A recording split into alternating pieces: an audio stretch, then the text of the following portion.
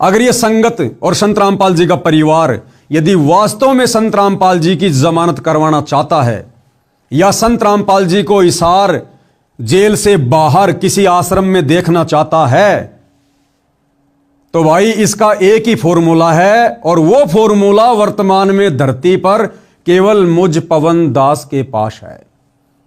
वो फॉर्मूला ना संत रामपाल जी के किसी वकील के पास है, ना उनके परिवार के पास है, ना उस परिवार के पीछे अंधी होकर चल रही संगत के पास में है।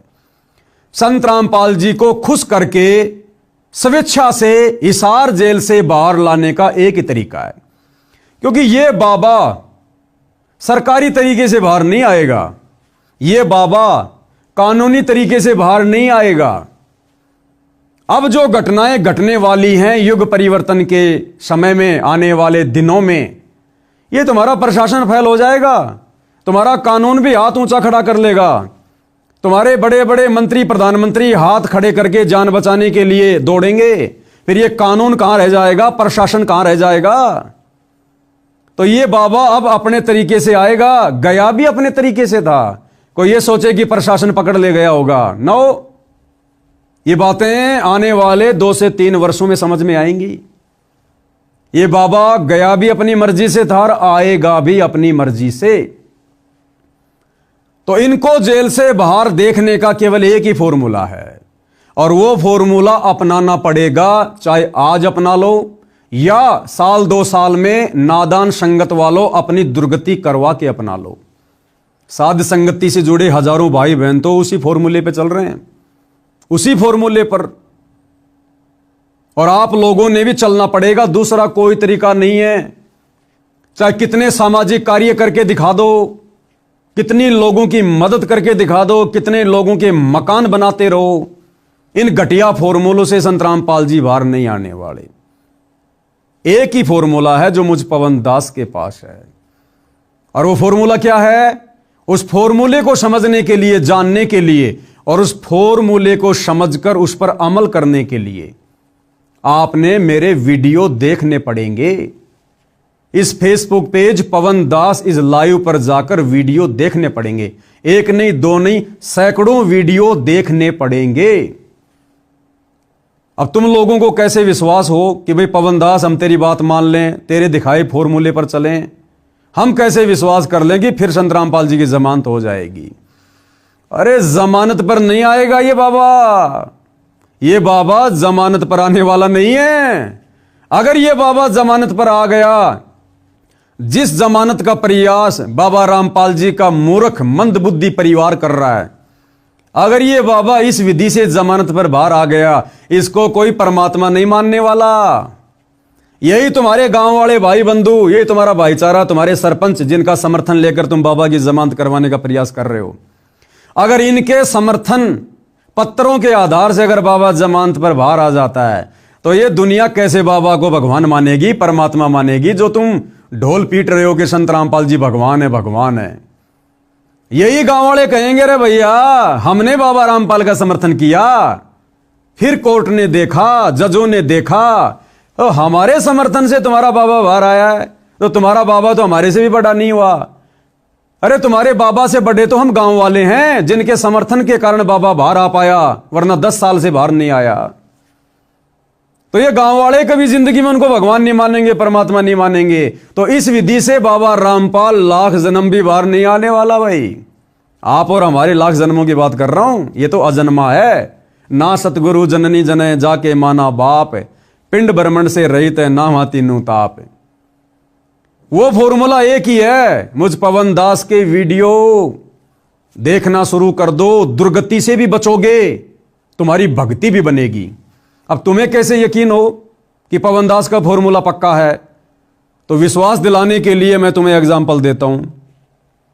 सन 2022 में बाबा रामपाल के परिवार ने मुझ पवन दास से दुखी होकर, क्योंकि भैया मैं पिछले 8-10 वर्षों से बाबा रामपाल के परिवार के कुकर्मों की, उनके पाखंडों की, उनके काले कारनामों की, उनके भक्ति विरुद्ध कुकर्मों की जो बाबा रामपाल का परिवार कर रहा है, संगत से भी करवा रहा है, डंके की चोट पर पोल खोल रहा हूं सोशल मीडिया पर, डंके की चोट पर। तो बाबा रामपाल के परिवार ने बाबा रामपाल को अपने जैसा आम व्यक्ति समझकर हिसार जेल में जाकर मेरी शिकायत कर दी कि गुरुजी वो पवन दास जयपुर वाला तो मान ही नहीं रहा, हमने तो बहुत प्रयास कर लिया डराने का, धमकाने का, मारने का, पीटने का, क्योंकि मुझ पवन दास के ऊपर 3 बार सतलोक आश्रम वालों ने जानलेवा हमले किए, जानवरों की तरह जयपुर में आकर मेरी पिटाई की है। कोई बात नहीं, इनके कर्म इनके साथ में, हम तो सच्चाई के मार्ग पर चलेंगे।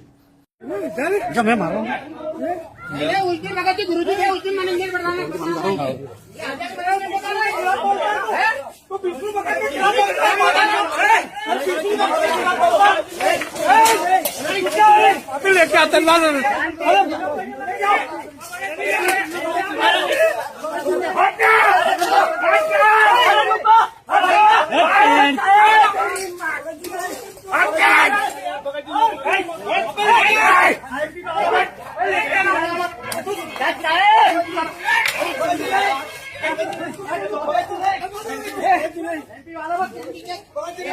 तो इन्होंने कहा कि गुरुदेव वो पवन दास तो किसी भी प्रकार से हमारे बस में नहीं आ रहा, हमारा जीना आराम कर दिया, और मन ही मन में सोच रहे हमारे धार्मिक धंधे की ऐसी तैसी कर दी उसने। तो गुरुदेव को अपने जैसा मंदबुद्धि आदमी समझकर, अपने जैसा आम व्यक्ति समझकर, मानुष समझकर मेरे खिलाफ ना जाने क्या क्या कहा, शिकायतें की, भड़काया। गुरुजी वो संगत को ठग रहा है, चोरी कर रहा है, लोगों को भ्रमित कर रहा है, नाम दीक्षा दे रही है, ऊट पटांग बातें। अब बाबा भैया 2014 बरवाला कांड से अपनी मर्जी से जाकर जेल में बैठा है संगत का झाड़ा लेने के लिए। 1994 से ज्ञान दे रहा है। जब संगत में कोई बदलाव नहीं देखा तो 2014 में बाबा चुपचाप जाकर जेल बैठ गया कि करने दो मेरे परिवार को जो मनमानियां कर रहा है काल प्रेरणा से, इनके किए की सजा ये भोगेंगे। और इसी कांड के माध्यम से मैं भी अपने भक्तों की परीक्षा कर लूंगा कि कौन मेरा है, कौन काल का है, कौन मेरी गैर हाजिरी में मेरे ज्ञान को आधार बनाकर चलेगा और कौन मेरी गैर हाजिरी में मेरी परिवार की पूंछ पकड़कर देखा देखी में चलेगा, अपनी दुर्गति करवाएगा। तो बाबा तो हिसार जेल में बैठकर अपनी संगत की छटनी कर रहा भाई, जो लगभग 90% हो चुकी है। और जो श्रेष्ठतम आत्माएं हैं जिनको शतलोक लेकर जाना है, बाबा उनकी ट्रेनिंग सात संगति से जुड़वाकर करवा रहा है। सात संगति की वीडियो देखकर आपको आइडिया हो जाएगा।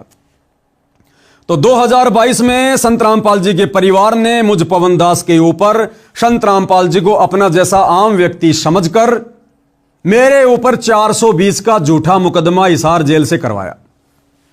संत रामपाल जी ने, मेरे पूज्य गुरुदेव भगवान ने, मेरे परमेश्वर ने, क्योंकि मेरी भी तो परीक्षा है,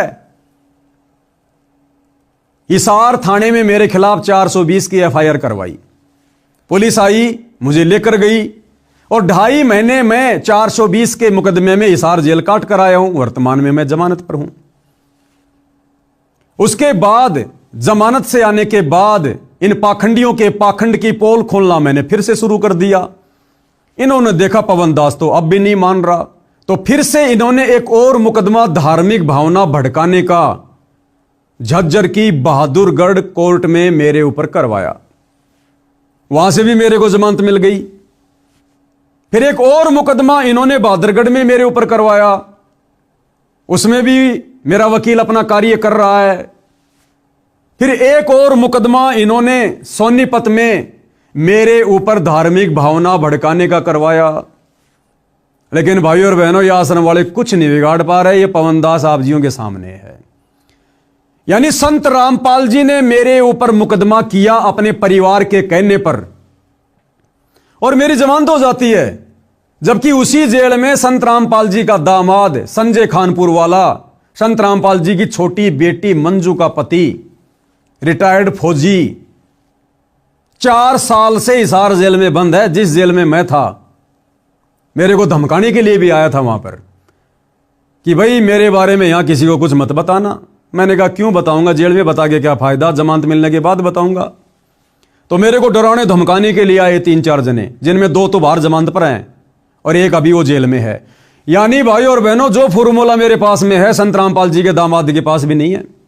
संत रामपाल जी ने मेरे ऊपर मुकदमा किया और मैंने उस फॉर्मूले का प्रयोग किया, संत रामपाल जी को खुश किया, उनको प्रसन्न किया। संत रामपाल जी प्रसन्न हुए और मात्र 2.5 महीने में मुझ पवन दास की जमानत खुद संत रामपाल जी जज में प्रेरणा करके करवा देते हैं, मात्र 2.5 महीने में। जबकि संत रामपाल जी का दामाद उसी जेल में 4 साल से सड़ रहा है बरवाला कांड के मुकदमे को लेकर। उसकी कोई जमानत नहीं हो रही, हर बार उसकी जमानत याचिका खारिज हो रही है। तो वो फॉर्मूला मेरे पास है, संत रामपाल जी के दामाद के पास भी नहीं है। फिर उन्होंने बहादुरगढ़ में मेरे ऊपर मुकदमा किया अभी 2-3 महीने पहले। तो मैंने उस फॉर्मूले का प्रयोग किया और संत रामपाल जी को तुरंत मैंने प्रसन्न किया। तो मेरे को तो संत रामपाल जी ने जेल में भी नहीं जाने दिया, मेरी बाहर की बाहरी जमानत करवा दी उस फॉर्मूले के आधार से। और वर्तमान में और बहुत सारे मुकदमे लगा रखे हैं, किसी मुकदमे में कुछ नहीं हो रहा। क्यों? क्योंकि भैया मैं उस फॉर्मूले का प्रयोग करता हूं और वो फॉर्मूला है गुरु को प्रसन्न करने का।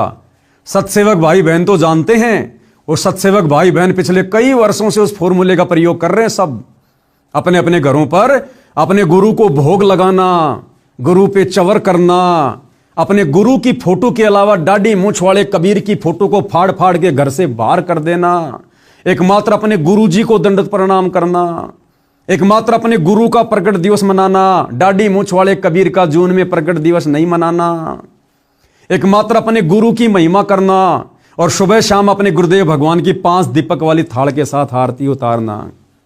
ये तो नॉर्मल सा बता रहा हूं आपको, फॉर्मूले की शुरुआत है ये। बाकी सारे फॉर्मूले सत्सेवक भाई बहनों के पास में है। जिस कारण से हम सत्सेवक भाई बहनों का, जिनको संत रामपाल जी के परिवार ने संत रामपाल जी से गुरुद्रोही घोषित करवा रखा है, हम गुरुद्रोहियों का तो उंगली का नाखून भी नहीं उतर रहा, नाखून भी हमारा तो बाल विवाह का नहीं हो रहा, बाल विवाह का। और इन आश्रमों में जाने वाले भक्तों का, इन आश्रमों के कोऑर्डिनेटरों की दुर्गति हो रही है, दुर्गति, अकाल मौत। क्यों? क्योंकि भैया उस फॉर्मूले के बिना आप जी सुखी नहीं हो सकते, आप अपने गुरु को प्रसन्न नहीं कर सकते। तो तुम्हारी आंखों के सामने है ये पवनदास भाई और बहनों, इन आश्रम वालों के पास में तो पावर की कमी नहीं, पैसों की कमी नहीं, और उसके बावजूद भी मैं उस फॉर्मूले का प्रयोग करके तुरंत जेल से बाहर आ जाता हूं, तुरंत जमानत करवा लेता हूं। तो वो फॉर्मूला मेरे पास में है, जिस फॉर्मूले को अगर संत रामपाल जी की करोड़ों की संगत ने अपना लिया तो मैं गारंटी देता हूं कि 6 महीने के अंदर अंदर संत रामपाल जी बिना किसी जमानत के और बाइज्जत और आप जियों के सामने होंगे। बस आपने 6 महीने साध संगति के वीडियो देखने, 6 महीने Facebook page Pawan Das is live के ऊपर जाकर, और मैं जब भी लाइव आता हूं, लाइव जुड़ो, वीडियो देखो और इन आश्रमों की तरफ झांक कर भी नहीं देखना। उस फॉर्मूले का एक नियम है, अगर आपने वो फॉर्मूला अपना लिया, फॉर्मूला क्या है? सबसे पहले मेरे वीडियो देखना शुरू कर दो सत्संगति के, कोई नाम वाम खंड नहीं होता, तुम्हारे को मूर्ख बना रखा है लोगों ने। ये लड़कियां नाच रही है सरेआम कार्यक्रमों में, तुम्हारे नाम खंड नहीं हो रहे। सरेआम राजनेताओं की रैलियों में संगत को धक्के खाने के लिए ले जाया जाता है, तुम्हारे नाम खंड नहीं हो रहे। पवन दास के वीडियो देखने से कैसे हो जाएगा? तुम्हें मूर्ख बनाया जा रहा, मूर्ख। तो जिस दिन से तुम मेरे वीडियो देखना शुरू करो, उस फॉर्मूले की शुरुआत करो, उसी दिन से इन आश्रमों में जाना छोड़ना होगा। यह नियम है। इन आश्रमों में जाकर, नामदान सेंटरों में जाकर दान धर्म देना बंद करना होगा और तुम्हारा फिर नाम खंड नहीं होगा, नाम खंड होना तुम्हारा बंद हो जाएगा जिस दिन से मेरे वीडियो देखना शुरू कर दोगे। तो तुम्हें किसी नामदान सेंटर पर जाने की जरूरत ही नहीं है। तुम 6 महीने ये रिहर्सल करो, 6 महीने तुम्हारा गुरु भी प्रसन्न होगा, तुम्हारी भक्ति भी बनेगी, तुम्हारी मर्यादा भी बचेगी और तुम्हें वो आनंद आएगा जिस आनंद को आप जी आश्रमों से जुड़कर कभी भी महसूस नहीं कर पा रहे हो, कभी भी। और तुम्हारा गुरु प्रसन्न होगा और 6 महीने के अंदर तुम्हारा गुरु तुम्हारे बीच में होगा। अगर तुम लोगों ने इस फॉर्मूले का प्रयोग नहीं किया, साथ संगति की वीडियो देखने शुरू नहीं किए, तो भैया गुरु तो फिर अपने निर्धारित समय पर आएगा, जो समय उन्होंने निर्धारित कर रखा है। फिर चाहे तुम फॉर्मूला लगाओ ना लगाओ, फिर गुरु ने तो युग परिवर्तन के समय आने वाले 2 से 2.5 साल में आना ही आना है। लेकिन अगर तुमने फॉर्मूला नहीं लगाया तो तुम्हारी तब तक दुर्गति हो लेगी, दुर्गति ढंग से। ये गुरु का परिवार तुमसे भक्ति विरुद्ध कर्म करवा करवा कर तुम्हें धोबी का कुत्ता बना चुका होगा, तुम्हें भक्ति और भगवान से कोसों दूर कर चुका होगा। इसलिए भैया वो फॉर्मूला केवल मेरे पास में है। हम सभी सत्सेवक भाई बहन उसी फॉर्मूले पर चलकर भक्ति कर रहे हैं और तुम आश्रम वालों से बढ़िया रह रहे हैं, बढ़िया भक्ति कर रहे हैं, बढ़िया हमें गुरु का आशीर्वाद प्राप्त है। आज कई हजारों की संख्या में साथ संगति से भाई बहन जुड़े हैं, किसी का बाल भी नहीं बिगड़ रहा। और तुम्हारे तो कोऑर्डिनेटरों की दुर्गति हो रही है, कोऑर्डिनेटरों की। और आने वाले समय में इस दुर्गति का सिलसिला बड़ी तेजी से शुरू हो जाएगा, क्योंकि सतलोक आश्रम वालों ने तुम संगत वालों को गुरु जी की भक्ति मर्यादाओं से कोसों दूर कर रखा है। तुम लोग पंचर हो, पंचर। जगह जगह तुम्हारी ट्यूब फाड़ दी गई है। अगर एक आध पंचर होता, एक आध मर्यादा टूटती, तो क्या पता परमात्मा माफ कर दे।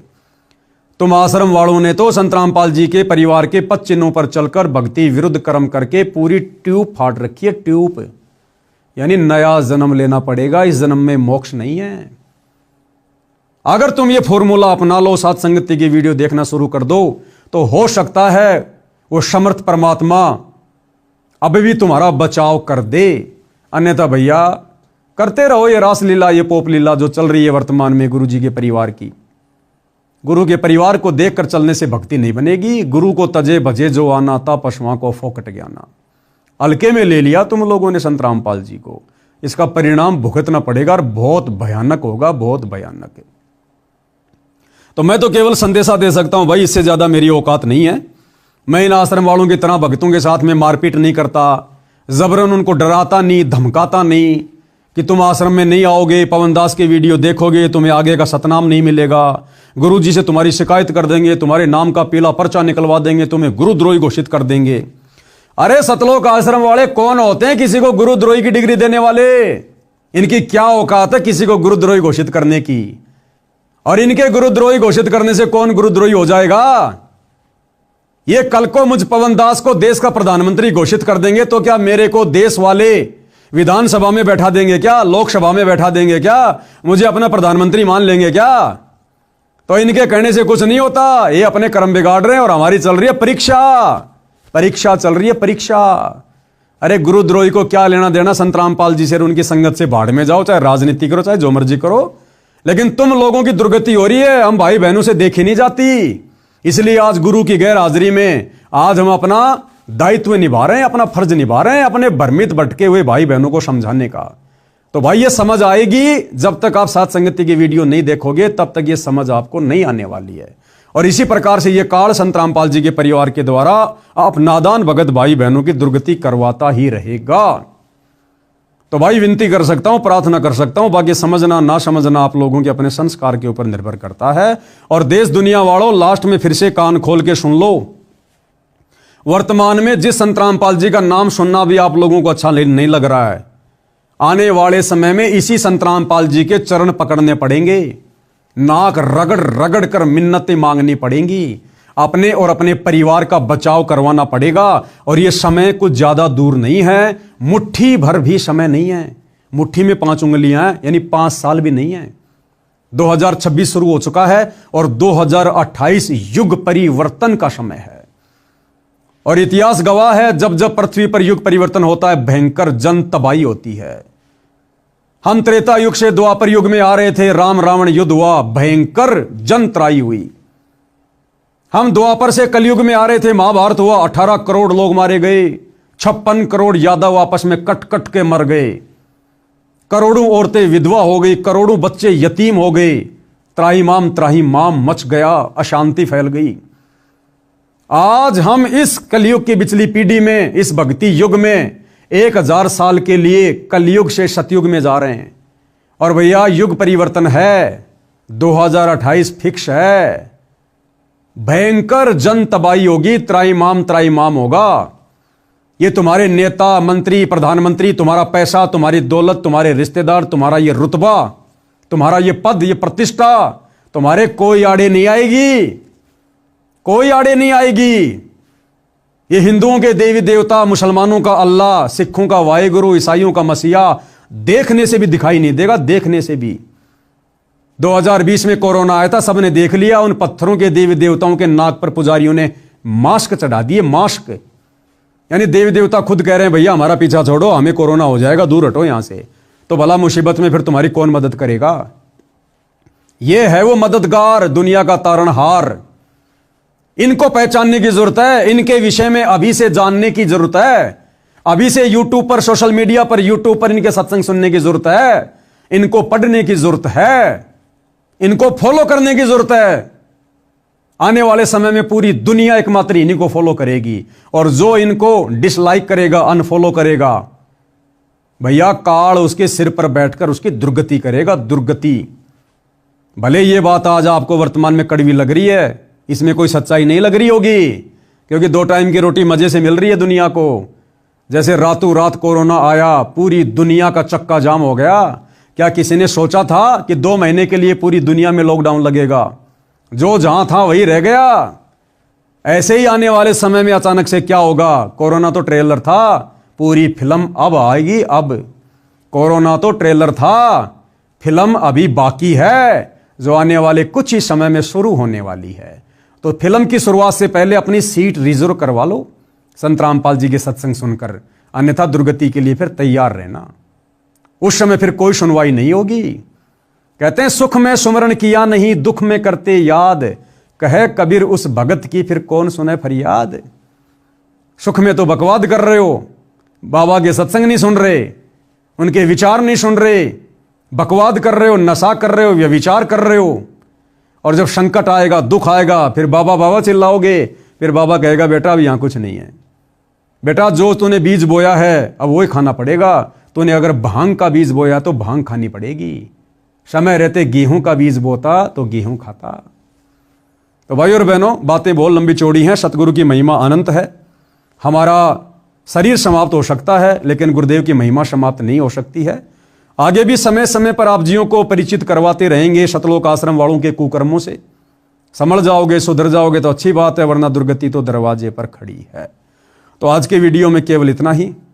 परमेश्वर रामपाल जी हम सबको सद्बुद्धि दें, आशीर्वाद दें, हमारा मार्गदर्शन करें। बंदी छोड़ सतगुरु रामपाल जी परमेश्वर जी की जय हो।